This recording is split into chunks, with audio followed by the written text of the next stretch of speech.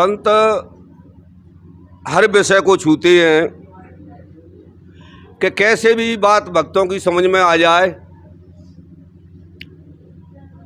और संत मौत का दिग्दर्शन कराते हैं कि हे मनुष्य, तू यहाँ से जाएगा, किस भूल में भूला है, अधर्म का धन कमा रहा है, रिश्ते तेने बिसार दे, बाप बेटा से अलग है पैसे के पीछे, सास बहू से अलग है, भाई भाई से अलग है। उन्हें नहीं पता है कि ये जीवन हमारा मौत की तरफ जा रहा है। अगर इतना होश है जाए, ये बुद्धि कब मिलती है? जब हम संतों से जुड़ते हैं, सत्संग से जुड़ते हैं। जैसे हमारा कोई हथियार है, खुरपी है, कुड़ाई है, ऐसिया है, वो भौंतरा हो जाता है, उसको लोहार के पास ले जाते हैं कि ये पैना हो जाए। लेकिन लोहार पे हम ले जाएंगे तो लोहार को भी इतना होश होना चाहिए कि ये कौन सा लोहा है और कैसा पानी इस पर रखा जाए। काम तो सभी कर रहे हैं, लेकिन तजर्बा तरीका हरेक पे नहीं होता है। जो जीवन में अनुभव करते हैं, चाहे वो डॉक्टरी का विषय हो, चाहे वो कारीगरी का विषय हो, और चाहे कोई भी क्षेत्र हो, एक पढ़ाई अलग होती है, उसमें गुनाह होता है अपने अंदर का। इन आंखों से संसार दिखेगा, माया दिखेगी, लेकिन जब संतों से जुड़ते हैं, सदगुरु से जुड़ते हैं, तो हमारा अंदर का नेत्र है, उससे ज्ञान चक्षु का शब्द है, वो हमारा ऐसे हथियार पहना हो जाता है, तैसे हमारी दृष्टि पैनी हो जाती है। हम पे परख आ जाती है, इस आदमी के क्या विचार हैं, क्या गुण हैं। ये आदमी धोखा दे सकता है, ये अपनी जान दे सकता है, लेकिन अपनी बात कहकर नहीं हट सकता है। इसके तमाम पीछे उदाहरण पड़े हैं कि हम किसी से बात करें, वायदा करें, उसकी पूर्ति करें तो हम मानव हैं, और नहीं तो बने बनाए दानव हैं। सदगुरु कबीर कहते हैं, प्रारब्ध पहले बना पीछे बना शरीर। जहाँ शरीर की हर जीव की रचना पीछे होती है, प्रारब्ध पहले बन जाता है। लेकिन एक बाप दूसरे से बेईमानी करके और उसके धने खींच के अपने बेटन को रखत है, ये बहुत बड़ी भूल है।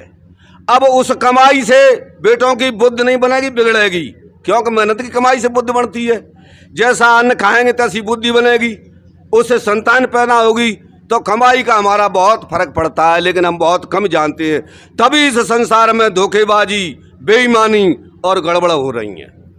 और अगर हम संतों से जुड़े तो हमें मानवता आती है, हमें दया भाव प्रकट होता है, और दूसरे के दुख में हम मदद करवे तैयार होते हैं। और नहीं तो कोई भूखा मरे, कुछ भी हो, हम उसको सहयोग करने लायक है, लेकिन नहीं करते। क्यों? कि हमारा हृदय कठोर है, हमारी बुद्धि कुंद है, तो हम ऊपर ऊपर से देखते हैं, लेकिन सदगुरु के शरण में आकर हम अंदर से देखते हैं। पेड़ अच्छा है, फल हैं, फूल हैं, लेकिन कायते अच्छा है, उसकी जड़ अंदर है, मिट्टी में, वो हमें दिख ना रही। संसारी में और गुरुमुख में इतना ही फर्क है। संसारी बाहर से देख रहा है, मैंने खूब बढ़िया फायदा कर लिया, लेकिन जब बुढ़ापा आता है और बेई लड़के उसमें धक्का देते हैं उसके कर्म के अनुसार, क्योंकि अन्न फोकट का खाया है। दो भाई रहे, छोटा भाई घर के काम करे, बड़ा भाई राजनीति में तेज था, तो पटवारी से मिल मिला के और छोटे भाई का हिस्सा अपने नाम करा लिया। और कुछ दिन साल बीते, छोटे भाई शरीर से संसार से चले गई, विधवा हो गई वो छोटी बहू। एक बेटा रहे, एक ही बेटा वो बेईमानी नेता कर रहा था, क्यों? दो बेटा थे। अब कुछ दिन पीछे ऐसा हुआ कि बाने ताने खेतना कला तई के बेटा ने अब वो पीट दो बाप, पिटाई कर दी, और बेमैयो बेटा अपनी गुजर बसर कर रहे, मेहनत मजूर थे। वो रूठ के जाए रहो घर से, छोटे बेटा है पतो परेवा विधवा किए के ताऊ भाई साहब ने पीट दिए। तो वो दौड़ के पहुंचो और पैर छिए आगे तो जेठ बन रही कि भाई ने तो तुम अपना फर्ज नहीं निभाया, लेकिन मैं भी तो आपका खून हूं, मैं अपनी माता का पालन कर रहा हूं, तो तुम्हारे भी दो रोटी दूंगा, इसलिए ताऊ जी मैं जाने नहीं दूंगा। तो भाई उसने अपना पेट पकड़ा और रोने लगा कि मैंने इसका हक अपने बेटा के लिए लिया और ये देखो बाना में पीट दिया और जी मुझे अपने खून की, अपने अंश की और सेवा के लिए तत्पर है। प्रिय बंधुओं, बहुत बड़ी भूल में जब अभिमान होता है तभी तो देवरानी और जवाब देते जिठानी से। जिठानी अज्ञान है, उसे रिश्ते का नहीं पता है, तभी तो उसके बच्चों को दूसरा समझती है। लेकिन जब हम सतगुरु से जुड़ जाते हैं तो हमें जीने की ज्ञान कला अंदर आ जाती है, बहुत से अवगुणों से, और हम दूर हो जाते हैं, हम मानव बच जाते हैं। लेकिन तब तक संसारी हवा खा रहे हैं, तब तक हम मानव नहीं है, हमें होश ही नहीं है जीवन का। तो ये बड़े परम सौभाग्य की बात है। राजा रानी की कथा, भागवत पुराण सब जगह मिल जाएंगे, लेकिन आध्यात्म अपनी कथा कहीं कहीं मिलती है जहां पारखी संत होती है। जवानी ऐसी आंधी है कि उसमें बात समझ में नहीं आती है, इसलिए हम माता पिता से वो गलत बोल देते हैं, सास ससुर का भी निरादर कर देते हैं। लेकिन आज वो सीट सास की है, वो कल बहू की तैयार है। जो सास बहू अपनी सास की सेवा करेगी तो बच्चे देखेंगे। और प्रकृति का नियम है, संसार उससे परमात्मा कहता है, ईश्वर कहता है, ये नाम किसने रखे? मनुष्य ने रखे। अगर मनुष्य हटा दिया जाए संसार में तो कौन पूजा करेगा, कौन मंदिर बनाएगा, कौन उपासना रहेगा और कौन भगवान को पहचानेगा? भगवान का रूप तो सत्य और प्रेम है। प्रकृति अपने आप ऑटोमेटिक, समय आ गया, गर्मी विदा हो रही है और वर्षा हो रही है। अगर वर्षा नहीं हो तो अन्न कहां से आएगा? अगर हवा, प्रकाश, पानी किसी सेठ के अंदर होता है, किसी मंत्री के पास होता है ये विभाग, तो गरीब आदमी नहीं जीता था। जमीन में से सब चीज पैदा हो रही है, पानी नहीं मिले 2-4 दिन तो आदमी नहीं मर सकता है, 20 दिन अन्न नहीं मिले तो आदमी नहीं मर सकता है। लेकिन अगर हवा एक 10 मिनट भली 5 मिनट नहीं मिले तो कोई जीवित रह जाएगा? और हवा सबके लिए एक उसी है, अग्नि सबके लिए एक उसी है।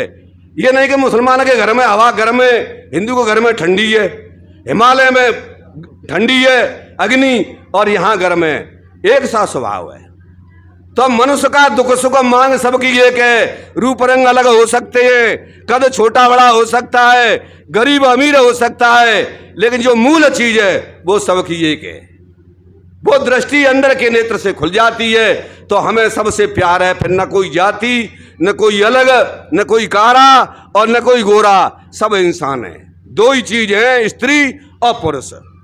जब स्त्री अपने धर्म को पहचान लेती है तब वो पूजनीय और देवी बन जाती है। तो इनके मंदिर बने, हम पूज रहे हैं। और जब इंसान अपने फर्ज को समझ जाता है, अपने रिश्ते निभाता है, दया भाव आता है, तो वो मनुष्य भी पूजनीय बन जाता है। चाहे हनुमान जी हो, चाहे वो महादेव हो और चाहे और कोई देवता हो। देवता सीधी सीधी भाषा में, सास ससुर ने मकान दिया, खेती दी, सब कुछ दिया, लेकिन बहू बेटा को सास ससुर देवता नहीं है, वो बाहर ही जा रहा है, बाहर ही पूज रहा है। तो ये बाहर की भ्रांति कब हटती है? जब हम सत्संग से जुड़ते हैं। बिन सत्संग विवेक न होई। विवेक माने बुद्धि, बुद्धि विकसित हो जाती है। जैसे एक हथियार लोहार के यहाँ जाकर अब वो अग्नि में गर्म करके उस पर पानी रख देता है तो वो ही फिर हवा से बात करता है, हमारे हाथ पैर भी कट जाते हैं। और चीज की तो कहता कौन है? इसलिए हमें सत्संग से जुड़ना चाहिए, तब हम भाईचारा निभाएंगे।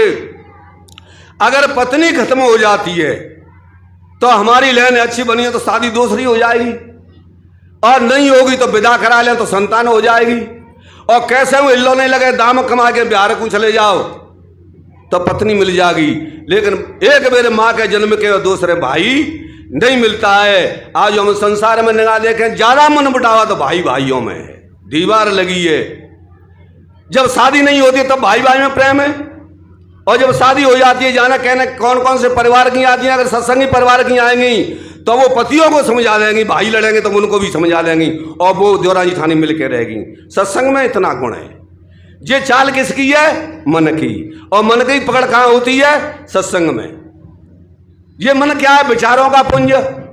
हम हाल की सोचते हैं, लेकिन अपना कर्म कैसा बन रहा है, हम कौन सी योनि में जाएंगे। कितने बहकाने कर दिए, देवता सा रूठ गए, चलो गंगा जी नहा दो। क्या वह देवता कमाई कर रहे हैं, नहावे गंगा जी ना जा सकता है? लेकिन जिससे भ्रांत है क्या पंडा पुजारी तो लूट रहे हैं। जब हम अपने बड़े बूढ़े की सेवा करेंगे, हमारे बड़े बूढ़े हमारे कारण मरे जियते हैं, तो क्या वे मर के हम पे खोर करेंगे? कभी खोर नहीं कर सकते। कमी है तो हमारी है। जिनके बड़े बूढ़े यहाँ से दुखी रखे जाते हैं, उनके घर में वास्तव में कलह रहती है और बुद्धि खतरनाक रहती है, सुख नहीं मिलेगा और संतान खराब होगी। और जहाँ सेवा होगी, सेवा से बड़े बूढ़े विदा होंगे, तो वो आशीष अपने आप लग जाती है। शराब और वरदान दे ले ना जाता, ये कर्तव्य में छिपी है। तो हमें इतना बोध हो जाता है कि आज हम बच्चा हैं, फिर बड़े होंगे, संतान हो जाएगी, बाप बनेंगे, बाप तो फिर बाबा बनेंगे, और बाबा तो फिर हम संसार से विदा हो जाएंगे। हमने अपने पुरखा की सेवा करी तो हमारी अवश्य होगी गारंटी के साथ।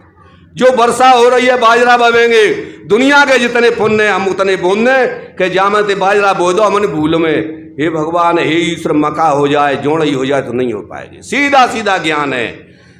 कबीरा तेरा झोंपड़ा गलकट्टन के पास, जी मन की आवाज आई, लेकिन दो आवाज है सबके अंदर आत्मा की, कहते हैं जो करता सो भुगता। कहीं चलो जा, बम्बई चलो जा, दिल्ली चलो जा, जई आदमी मिलेंगे, अलग अलग स्वभाव के मिलेंगे, और बड़े बड़े जिद्दी मिलेंगे, कलेशी मिलेंगे, समझ आए तो नहीं समझेंगे।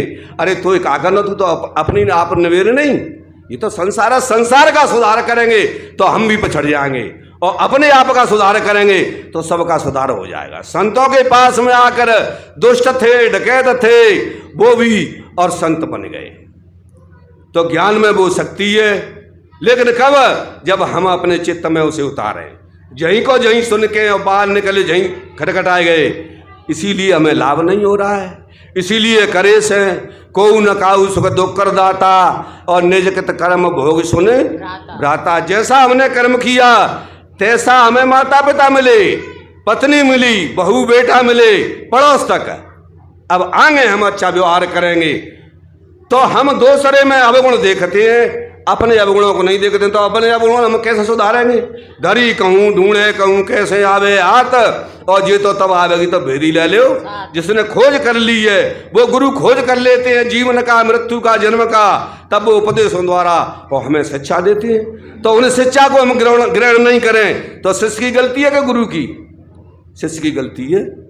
चलना तो हमें पड़ेगा, बीमार हमें, दवा हमें ही खानी पड़ेगी।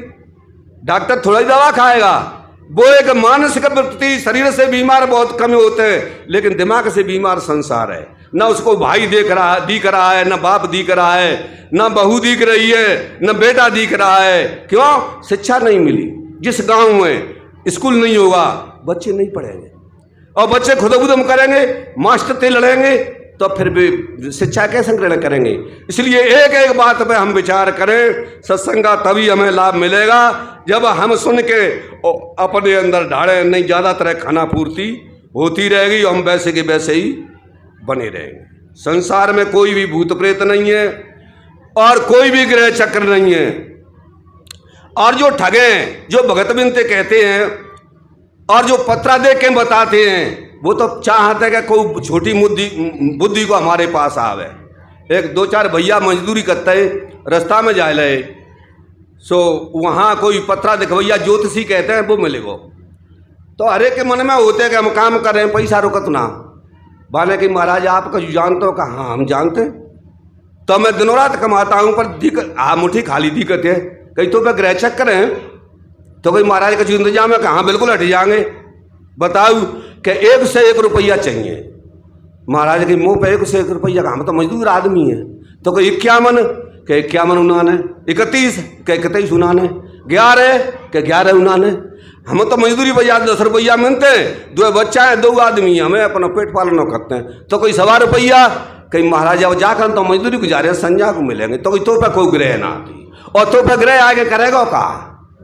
तो कहने का मतलब है कि हम बात बोलने में आ जाते हैं। सियाना कौन से कहते हैं? जो 4 आदमी ने पागल बना दिया और ठग ले जाए, उससे सियाना कहती है। लेकिन सदगुरु के सामने कबीर साहब ने गारंटी दी है कि कोई जादू, कोई टोना, कोई अंधविश्वास अगर मेरी शिक्षा के शब्दों को ग्रहण करेगा तो संसार में कोई रोकने वाला नहीं है। मौत से भी 2 बात कर सकता है। क्यों? कि सब हेरा फेरी है संसार में, लेकिन मौत ऐसी चीज है कि उसमें हेरा फेरी ना है। काल शरीर को बोहरो बिना करार नहीं ले, और जो आ जाए गैल में तो घरे जाना नहीं दे।